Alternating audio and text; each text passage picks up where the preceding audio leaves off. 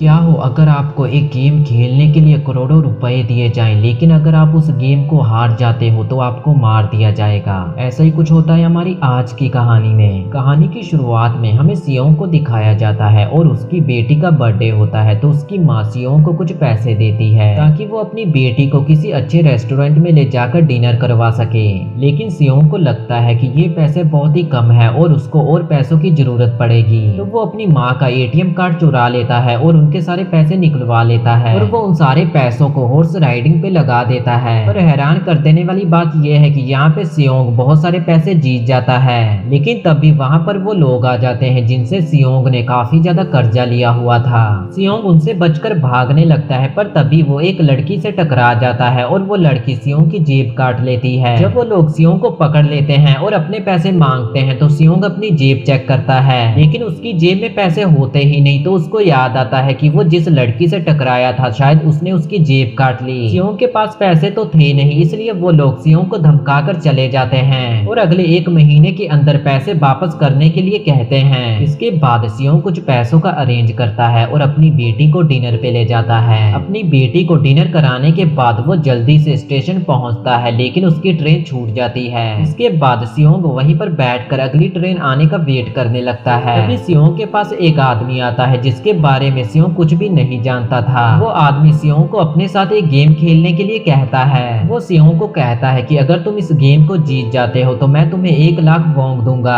इतने सारे पैसों को देखकर सियोंग उस गेम को खेलने के लिए तैयार हो जाता है। काफी मार खाने के बाद सियोंग उस गेम को जीत ही जाता है और उसको 1 लाख वोंग मिलते हैं। वो आदमी सियोंग को पैसे देकर वहां से जाने ही लगता है कि तभी वो आदमी सियोंग को एक कार्ड देता है और कहता है कि अगर तुम और पैसे जीतना चाहते हो तो इस कार्ड के पीछे लिखे नंबर पे कांटेक्ट करना। इसके बाद सियोंग जब घर वापस आता है तो उसकी मॉम सियोंग को कहती है कि तुम्हारी बेटी अपने दूसरे पापा के साथ अमेरिका जा रही है और अगर वो एक बार अमेरिका चली गई तो वो वापस कभी नहीं आएगी। सियोंग किसी भी हालत में अपनी बेटी को अपने से दूर नहीं जाने देना चाहता था, पर उसे बहुत सारे पैसे चाहिए होते हैं ताकि वो अपनी बेटी की कस्टडी वापस ले सके। इसके बाद सियोंग उसी कार्ड वाले नंबर पे कॉल करता है तो सियोंग को एक जगह पे बुलाया जाता है जहाँ सियोंग को लेने के लिए एक कार आती है। कार में और भी बहुत से लोग बैठे होते हैं, लेकिन वो सारे लोग बेहोश होते हैं और जैसे ही सियोंग भी कार में बैठता है तो वो भी बेहोश हो जाता है। इसके बाद जब सियोंग की आंख खुलती है तो वो खुद को एक बड़े से कमरे में पाता है जहाँ और भी बहुत सारे लोग थे। इन सारे लोगों को मिलाकर इनकी गिनती 456 थी और ये सारे प्लेयर थे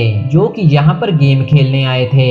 इस गेम का होस्ट एक आदमी था जिसको फ्रंटमैन कहकर बुलाया जाता था। यहाँ पर जितने भी लोग गेम खेलने आए थे वो सारे कर्जे में डूबे हुए थे। सियोंग वहाँ पर प्लेयर नंबर 1 से मिलता है जो कि एक बूढ़ा आदमी था। उस बूढ़े आदमी को ब्रेन ट्यूमर था और यही वजह थी कि वो यहाँ पर गेम खेलने आया था, क्योंकि उसकी लाइफ तो कुछ ही दिनों में वैसे ही खत्म होने वाली थी। तभी वहाँ पर 2 लोगों के बीच लड़ाई हो जाती है जिसमें लड़की का नाम सियोबुक और लड़के का नाम जैंग है। सियोबुक वही लड़की थी जो कि सियोंग के पैसे लेकर भाग गई थी और सियोंग उसे देखते ही पहचान लेता है, इसीलिए वो अपने पैसे मांगने के लिए उसके पास जाता है। तभी वहाँ पर कुछ गार्ड्स आ जाते हैं जिन्होंने पिंक कलर का यूनिफॉर्म पहना हुआ था। वो गार्ड्स उन सभी प्लेयर्स को बताते हैं कि तुम लोगों को यहाँ पर टोटल 6 गेम्स खेलनी होंगी और जो इस गेम को जीतेगा उसे बहुत सारे पैसे मिलेंगे। इसके बाद उन सभी लोगों से एक कॉन्ट्रैक्ट पे साइन करवाया जाता है और इस कॉन्ट्रैक्ट के 3 मेन रूल थे। पहला रूल ये कि कोई भी प्लेयर अपनी मर्जी से इस गेम को छोड़कर नहीं जा सकता। दूसरा रूल ये है कि अगर कोई प्लेयर गेम खेलने से मना करेगा तो उसे एलिमिनेट कर दिया जाएगा और एलिमिनेट का मतलब क्या है ये तो हमें आगे ही पता चलेगा। गेम का तीसरा रूल ये था कि अगर मेजोरिटी इस गेम को खेलना नहीं चाहती तो वो इस गेम को छोड़कर जा सकते हैं। इसके बाद उन सभी लोगों को गेम खेलने के लिए ले जाया जाता है। यहाँ पर सियोंग अपने क्लासमेट सैंगवो से भी मिलता है। सियोंग उसे यहाँ पर देखकर काफी ज्यादा हैरान था क्योंकि सैंगवो तो बिजनेस करने के लिए अदर कंट्री में गया हुआ था। पहले गेम को खेलने के लिए उन सभी के सामने एक बहुत ही बड़ी डॉल थी और इस गेम का रूल बहुत ही सिंपल था कि जब वो डॉल गाना गाना शुरू करेगी तो इन सभी लोगों को भागना होगा और जैसे ही वो डॉल गाना गाना बंद करेगी तो इन सभी लोगों को एकदम से रुकना होगा और जो भी प्लेयर जरा सा भी हिला तो उसे एलिमिनेट कर दिया जाएगा। अब शुरुआत में उन सभी को ये गेम तो बड़ा ही सिंपल लग रहा था, लेकिन जब ये गेम शुरू होता है और ये सभी लोग भागने लगते हैं और जैसे ही डॉल गाना गाना बंद करती है तो एक लड़का हिल जाता है और उस लड़के को वहीं पर शूट कर दिया जाता है और यहाँ यहाँ पर हमें ये पता चलता है कि एलिमिनेट का मतलब यही था,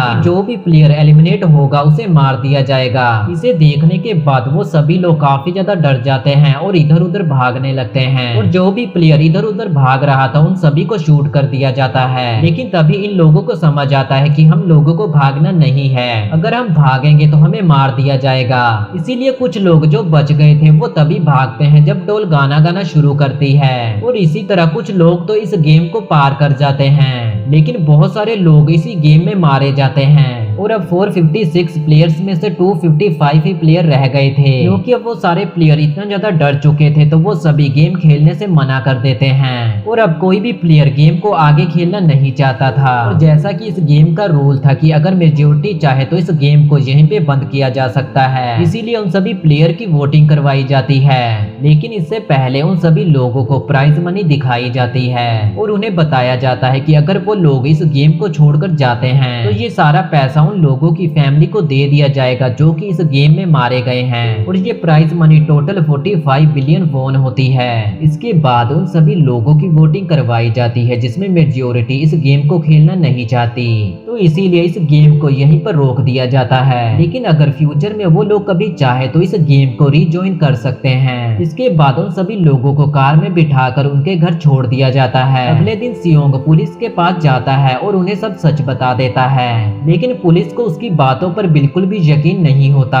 और वो सियोंग को पागल समझने लग जाते हैं। इसके बाद सियोंग पुलिस को वही वाला कार्ड दिखाता है और उसके पीछे दिए गए नंबर पे कॉल करने के लिए कहता है, लेकिन जब पुलिस उस नंबर पे कॉल करती है तो वो नंबर गलत बताया जाता है। इसके बाद सियोंग जब घर वापस आता है तो उसकी मदर वहाँ पे नहीं होती। उधर सियोंग का क्लासमेट सैंगबू अपनी मदर को छुपकर देख रहा होता है, तभी वहाँ पर सियोंग आ जाता है और यहाँ पर सैंगबू सियोंग को बताता है कि उसके ऊपर 6 बिलियन का कर्जा है। तभी सियोंग के पास हॉस्पिटल से कॉल आती है जिसमें उसको बताया जाता है कि सियोंग की मदर का पैर काफी ज्यादा जख्मी है, लेकिन उनके पैर का इलाज ना होने के चलते उनका जख्म और भी ज्यादा बढ़ चुका है। डॉक्टर सियोंग को बताते हैं कि तुम्हारी मॉम का इलाज हो सकता है, लेकिन इसके लिए हमें उनका पैर काटना होगा, और इस ऑपरेशन में काफी सारे पैसे लगने थे और सियोंग के पास इतने पैसे थे ही नहीं, और यहाँ तक कि उसने तो अपनी मॉम के इंश्योरेंस के पैसे भी उड़ा दिए थे। इसके बाद सियोंग अपनी वाइफ के पास पैसे मांगने के लिए जाता है, लेकिन उसकी वाइफ सियोंग को पैसे देने से मना कर देती है और वो अपने हस्बैंड को बता देती है कि सियोंग पैसे मांगने के लिए आया था। इसके बाद उसका हस्बैंड सियोंग को पैसे देने के लिए आता है और वो ये भी कहता है कि सियोंग मेरी फैमिली से दूर रहे, पर सियोंग उसको मारने लगता है और तभी वहाँ पर सियोंग की बेटी आ जाती है। इसके बाद हम सियोंग के एक फ्रेंड को देखते हैं जो कि अपने बॉस के पास पैसे मांगने के लिए जाता है, लेकिन उसका बॉस पैसे देने से मना कर देता है, तो उन दोनों के बीच में लड़ाई होने लगती है और इस लड़ाई के दौरान उसके बॉस का हाथ मशीन में आ जाता है, और इस मौके का फायदा उठाकर वो पैसे लेकर वहां से भाग जाता है। वो पैसे लेकर अपने घर आता है और अपनी वाइफ को कहता है कि वो पहली फ्लाइट लेकर यहाँ से निकल जाए। इसके बाद हम सियोबुक को देखते हैं जो कि एक एजेंट के पास आती है, क्योंकि उसने अपनी मदर को नॉर्थ एरिया से साउथ एरिया में लाना था।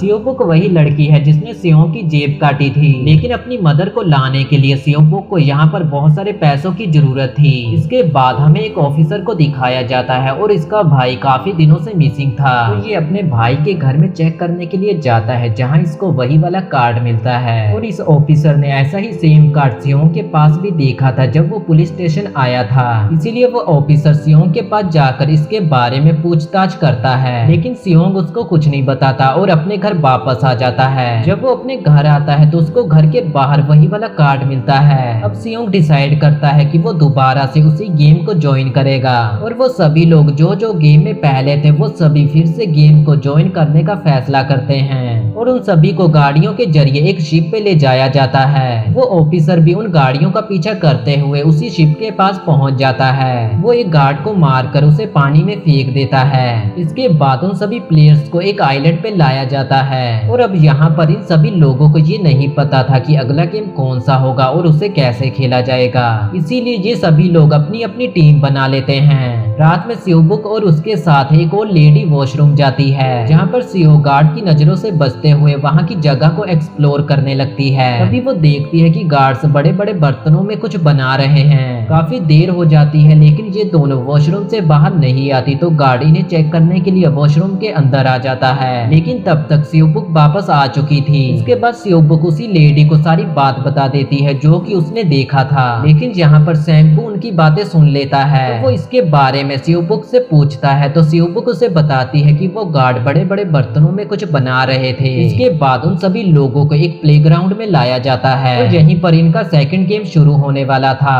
और ये सेकंड गेम कौन सा था और इस गेम को ये लोग पार कर पाएंगे या नहीं, और अगर पार भी कर पाए तो वो लोग कौन कौन हैं और कितने लोग इस गेम में मारे जाएंगे, ये हम अगले पार्ट में जानेंगे।